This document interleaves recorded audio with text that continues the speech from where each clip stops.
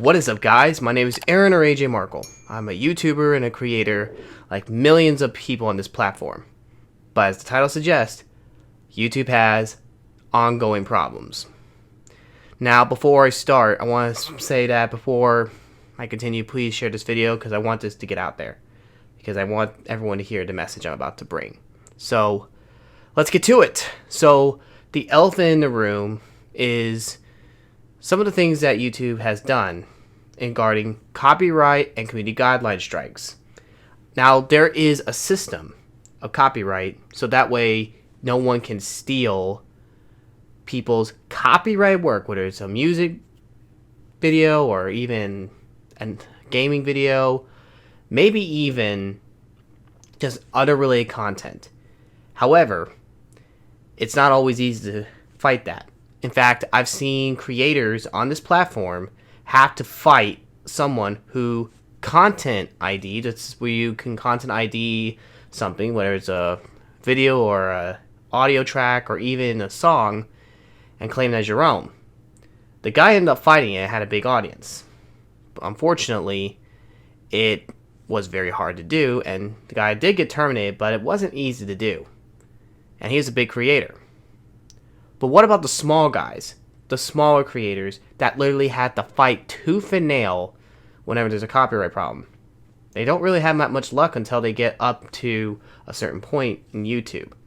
That isn't something that I like, and I think YouTube should be more transparent to some of this, which leads to another thing that even Markiplier and Corey Kenshin talked about. Now, I want to talk about Corey real quick.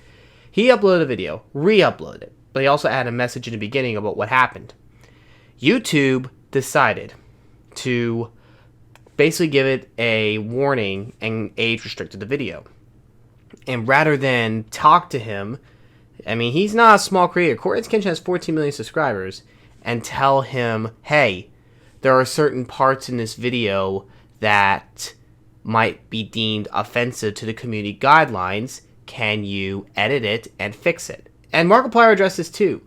YouTube has an in-studio editor. You can literally edit the video inside like your YouTube studio, which I didn't really like the YouTube studio at first, to my confession, but as I got used to it, I realized it's more of an asset than I really thought, because now there is a chance I could actually do a lot more with creating videos.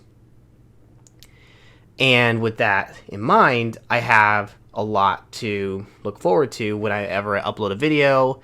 They ask me questions about monetization, because when you upload a video, the monetization, let's say you're monetized, like you can make money, and you can be asked questions like, does it have this type of content, like violence, language, inappropriate stuff like relationships, or even stuff that might be deemed offensive? You have to answer those, and that's a prop I get, and plus you get to YouTube. But the problem is, sometimes you can address that, but it might be that YouTube can say, hey, we're gonna age restrict that, even though you work hard, like hours, to edit a video. Now, that's not the only thing. Corey Kenshin and Markiplier have both gotten community guideline strikes in the past, but it's something that was just put there, but they didn't communicate where the part in the video they did or reacted to that YouTube tells them that's offensive and we're gonna block it or remove it and give you a strike.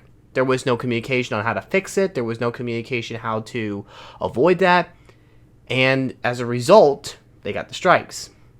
Now, if it was a small creator like myself and I can't appeal to that, I'm screwed.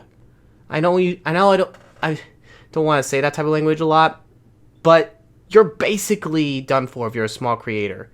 Chances are, if you're a small creator, you are more likely to get out of YouTube. You might get removed.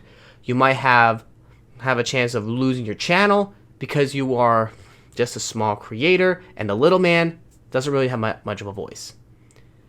So, what about Markiplier and Corey Kenshin? They have millions of subscribers. 14 million for Corey, 33 million over for Markiplier. And that's something that I think needs to be addressed. the transparency, which is a major issue for YouTube, is they don't always communicate with the creators. Yes, they communicate in a way, but when it comes to what happens after, that's hard. And I think everyone deserves to have a voice in some way or form once they hit a spot on the YouTube platform. I mean, YouTube can't get every single person on there. I mean, they got thousands upon thousands of people that are on this platform that work hard. They want to grow. They want to get out there. And that's what I want to do. I want to grow. I want to get out there. But the problem is, as I have continued on YouTube, it's hard. Now, the transparency is sometimes YouTube might say, hey, we're going to limit the monetization on certain videos because there might be some stuff. And you have an option to ask for it being reviewed. And I will admit, there's been at least 5 times where I did a live stream and I got limited. And I had to challenge it. And only once have I been denied because I addressed a serious topic. But YouTube doesn't tell you that, do they? No. As a matter of fact, unless you have some sort of rep, which you get when you get like 1 million subscribers, you don't even know what to do. And you don't even know why you got this strike or even this limitation of monetization or anything like that. The problem is, I have this. YouTube, listen. Please communicate with the little man as much as you can. And hopefully we can make YouTube a better place. I love the content that I give and what I've seen from many other creators. And I love what I've been able to do on YouTube. Whether it's Five Nights at Freddy's stuff, or Wii Sports, or even Xbox, or whatever content I bring, even Dilly Discord. But unfortunately, if the ongoing problems that I've addressed from community and copyright do not get resolved, some people might leave the platform even more. Now, I know there's probably way more problems with YouTube than to what I just said. But the biggest issue I have is the lack of communication YouTube sometimes has with their creators. Rather than tell them what needs to be fixed, I mean, they can give you a warning on there, but sometimes they just go off and say, hey, we're going to let you know that there's a part at insert timestamp or whatever that this might violate this rule. Can you do your part and remove it or edit it? And if they communicate that, I'm like, oh, okay, yeah. It's very, very hard to be on YouTube when those problems keep building up. Now, I am speaking as a small creator because I want this to change just as much as anyone. I only want to make YouTube a better place because I have enjoyed making a lot of great content on there. Whether it's Wii Baseball, passing over 50 episodes, or even try out other sports or other games. The truth of the matter is, I can't be on YouTube without support of you guys and a lot of other people.